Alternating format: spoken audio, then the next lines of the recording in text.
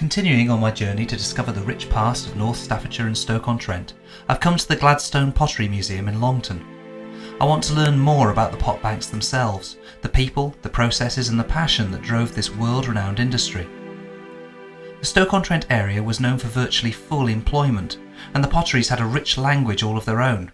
We might guess at what jobs such as carters, stablemen, warehousemen and mould makers might be, but sagger makers bottom knockers, slip makers and one-legged dancers? These are job titles that might be a little less obvious to the uninitiated people like me.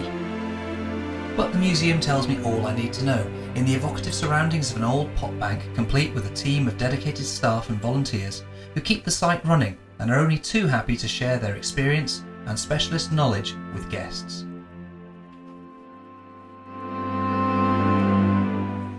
The first step on the journey to making ceramic wares is the preparation of the clay. Gladstone Pottery Museum has a working steam engine maintained in fully functioning order. In its day, this would have provided all of the power for the factory, but now it simply powers the machinery in the slip house. Here in the slip house, the dry clay was mixed with water to form slip. This process could take 12 hours or more. The slip was then filtered, magnets were used to remove iron that could stain the ware red, and the slip was then sieved and finally pressed between wooden or metal boards. Once the prepared clay was ready to be thrown, it was taken to the throwers and turners. The throwing wheel was turned by a rope driven by a wheel that was operated by a child. These days, for demonstration purposes, an electrically driven wheel is used. So you throw it down onto the wheel, you wet your hands in water.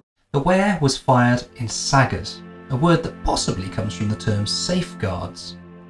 When full, these containers weighed just under 25 kilos each, and around 2,000 of them could be stacked in the kiln.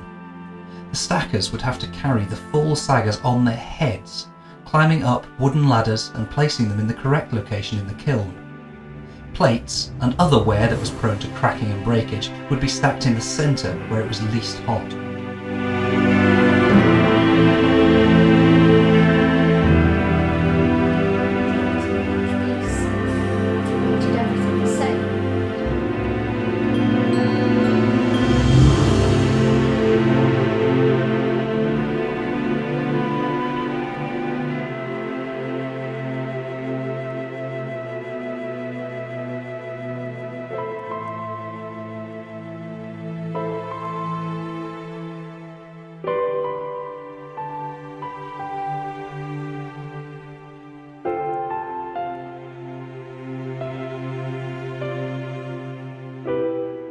The long list of job titles doesn't even scratch the surface of the rich variety of skilled work within the pot banks.